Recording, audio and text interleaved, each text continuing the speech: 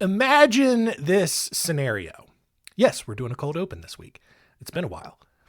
The Powerball is at like $2 billion. No one's won it for like several months, and it's just kept growing and growing and growing. People are losing their minds. They're spending hundreds of dollars a week on Powerball tickets, and no one's winning, and it just keeps growing. And then you, on a whim, just throw down however much it costs to buy a lottery ticket. I don't know.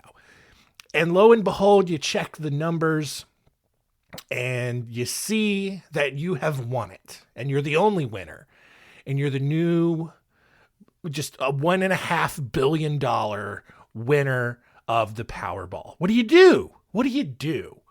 Right? Everyone's been talking about, oh, what are we going to do when we win the lottery? Yeah, everyone's been talking about it. But now you have to really make that decision. Do you take the lump sum of probably like 500 million, which is nice, but doesn't make any sense why they call it a $1.5 billion jackpot when you only get like 500 million, but that's beside the point. Or do you take the monthly payments, which once fully paid out would get you more money than the lump sum, but oh no, what if the lottery goes under and then they no longer have to pay the money out? Oh, then what do? That's a risk. So most people just take the lump sum. And so you do. And now you got, we'll call it $800 million. And then after taxes, it's like $400 million. Because government. And yet somehow we're still in debt.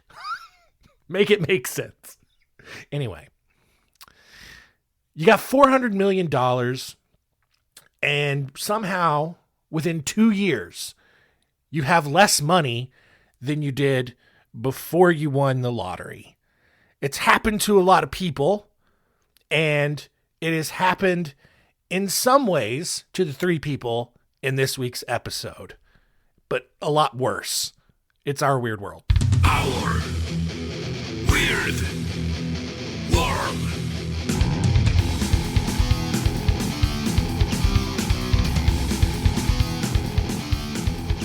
Welcome to Our Weird World. I'm your host, John Henson, and yeah, the cold open making a return, probably for the first time in, God, I don't know how long it's been, but there we go. And it was worth it this time, I think, because I set up the episode a little bit better, even though, maybe a little rusty, but whatever, who cares? This week, looking at some lottery winners who had some things not go their way whatsoever. All right, we're looking at the stories of Jack Whittaker, Anthony Amato, and in our first story after the fancy music of Bud Post.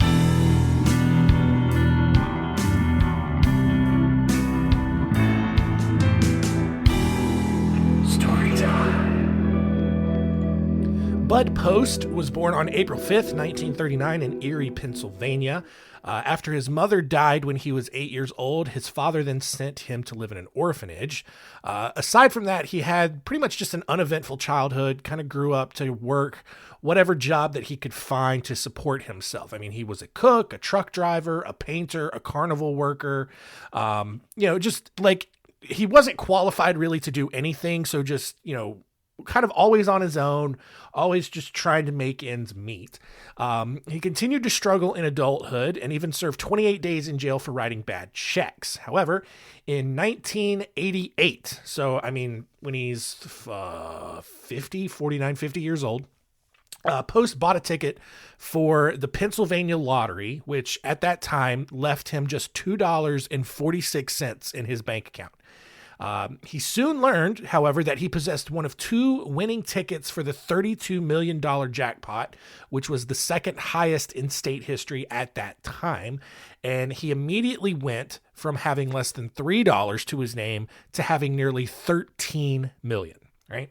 So he opted, rather than take the lump sum, he opted to take a series of 26 annual payments of $497,953.47.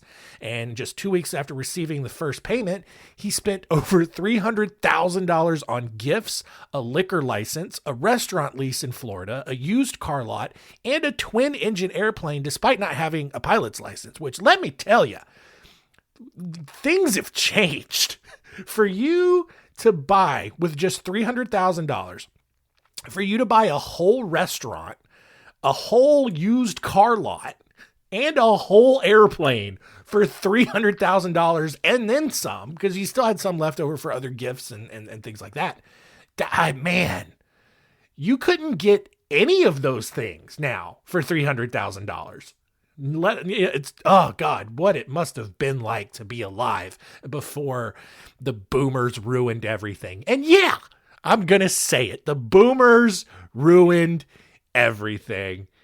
So do with that information what you will. It wasn't our generation, that's for sure. We weren't alive yet. Within 3 months, he had racked up over $500,000 in debt.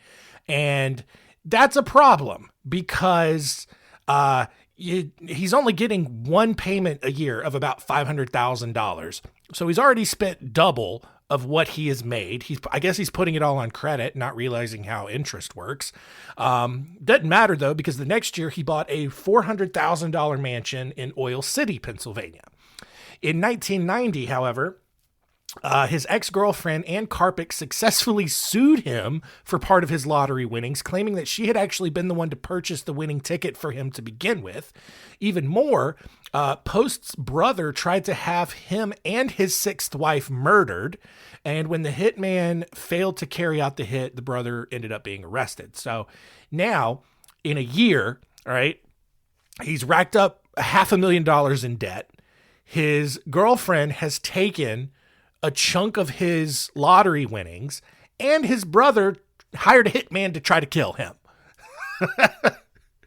It gets worse. Because Post had accumulated so much debt, he was unable to pay the court-ordered share of his winnings to Carpick, his ex-girlfriend, and the court then ordered his annual payments to be frozen from the lottery until the dispute could be resolved. And then when a debt collector or a bill collector showed up to collect the debt that Post owed, Post fired a shotgun over the collector's head, which you can't do. That's attempted murder. He also fired his gun at his sixth wife's Pontiac Firebird. Can't do that either. For both instances, Post was charged with assault and was given a restraining order. In 1998, Post was arrested on his sailboat after he refused to serve the prison sentence for the assault charge on the bill collector. And by the time that Bud Post died on January 15th, 2006, he had lost all of his winnings, over $13 million, and he was surviving on food stamps and a $450 a month stipend. So don't do that. Exactly. All right, our next story here is of Jack Whittaker, who was the president of Diversified Enterprises Construction in Putnam County, West Virginia. So he was doing just fine in life. He had over $17 million in assets, but these are the people who want more. It's that entrepreneurial mindset where it's like, I'm going to build a business, I'm going to make all the money, and build more. And it's just like, cool. And those are the people who are like, I don't understand why no one else wants to be like me. You're silly and lazy. Blah, blah. Anyway, Gary V. So, that's neither here nor there. Where are we? On Christmas Day 2002, Jack Whittaker purchased $100 worth of Powerball lottery tickets from a grocery store in the town of Hurricane, West Virginia. And at the time, the Powerball was at $314.9 million, which was the largest jackpot in the program's history at that time. So obviously, As you might expect from this story, Jack won. He took the cash out option, which netted him $113,386,407. He immediately donated 10% of that to Christian charities throughout the state, and then $14 million of it to his own foundation, which provided food and clothing to low-income families in the state, also known as Everyone in West Virginia. He even bought a new house and a new Jeep for the actual store owner where he purchased the ticket. So, like, he's doing all this good stuff. He's a good guy. I feel kind of bad for the way that I characterized him earlier. And so, what can go wrong? Well, on August 5th, 2003, thieves broke into Jack's car while he was at a strip club in Cross Lanes, West Virginia, and took $545,000 in cash that he kept in a suitcase at all times. And I'm sure you're wondering the same thing. And so when police asked him why on earth he kept so much cash on him, Jack simply replied, "Because I can." And at that point, you deserve whatever happens to you. If that's just how you're going to go about making your decisions all willy-nilly, yeah, you deserve to lose it. You deserve to have someone steal it from you. At that same strip club, the general manager and a dancer were later charged with a plot to actually drug Jack's drinks and rob him. I don't know if those things were connected. I don't know if the robbers were working with the strip club or if it was just like a completely separate incident, but whatever. 5 months later, another set of thieves broke into Jack's car and took $200,000 because he apparently didn't learn the first time. This is less money. Whatever.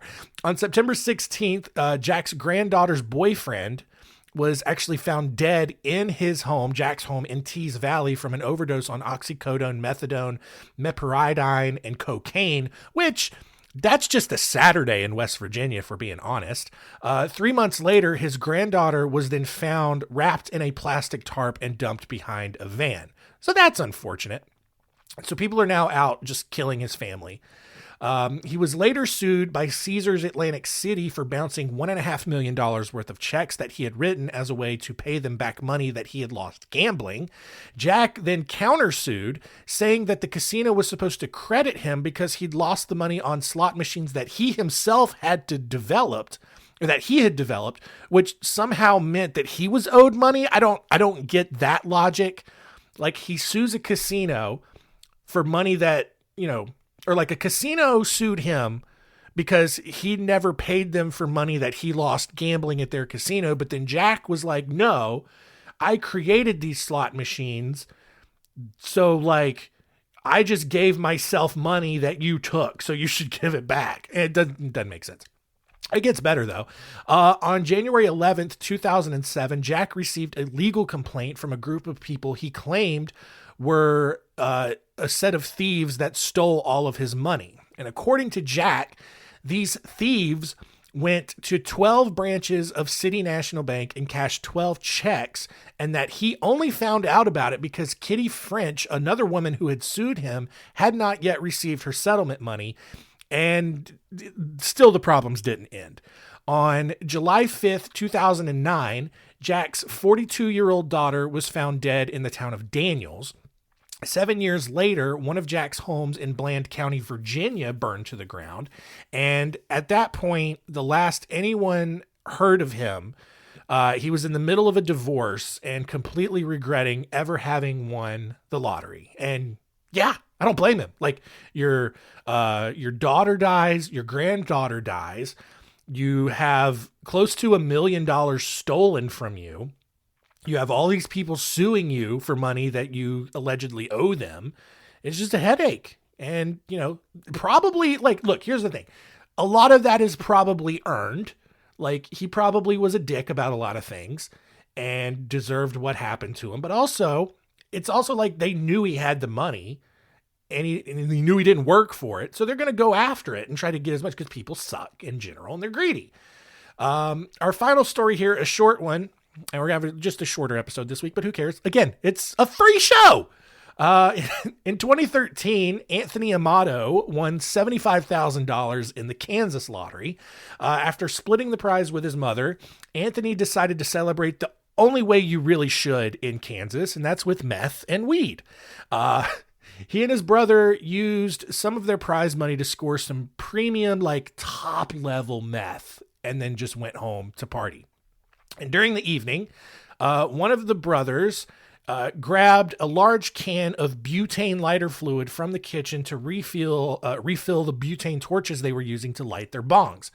And as you might expect, right, the two were pretty careless about it and leaked a lot of the butane gas into the air. And when that gas reached the pilot light in the furnace, the entire house exploded.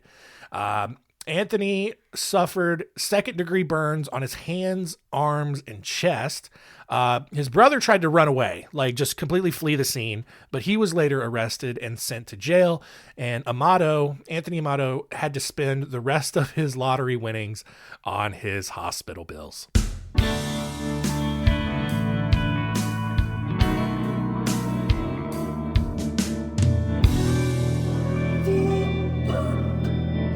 All right, unlucky lottery winners in the books, and I would still it's just 3 stories, but I would still absolutely win the lottery. I don't know who would be like, I don't ever want to win the lottery. That's a dumb thing to say, but God, winning the lottery would cure so many problems.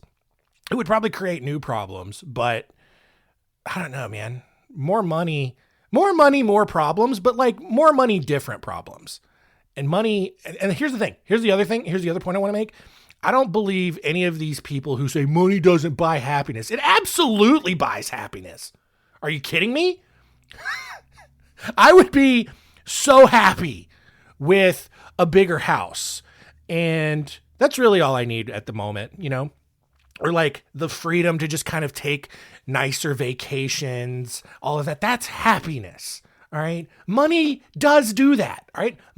Here's the thing. Money doesn't solve all of your problems. There's still going to be always problems, but money buys happiness for sure.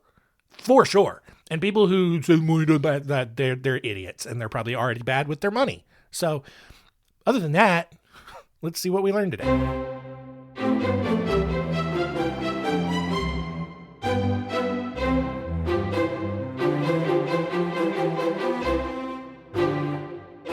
What did we learn? Number 1, if you win the lottery, just get prepared for people to start coming out of the woodworks and trying to get money from you. Also, apparently, if your family hates you, they're going to try to put a hit on you and kill you. Number 2, if you win the lottery, don't just carry around a bunch of cash because you can. People will find out about it and steal it. And then number 3, if you win the lottery, don't spend it all on drugs. There are other things there are much better things that you can spend it on.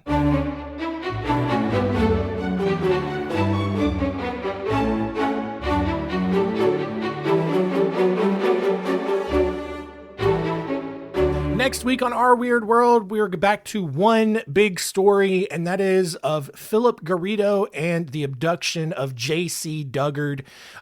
Just one of those national abduction cases that got a lot of press and attention when it happened, but has kind of faded from history, but just a crazy story nonetheless. And so we're going to cover it, look at it next week.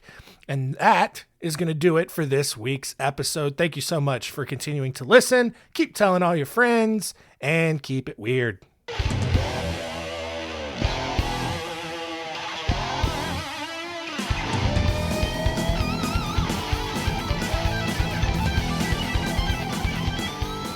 Hey, Jim, you know the old sugar daddies, they be trickin'.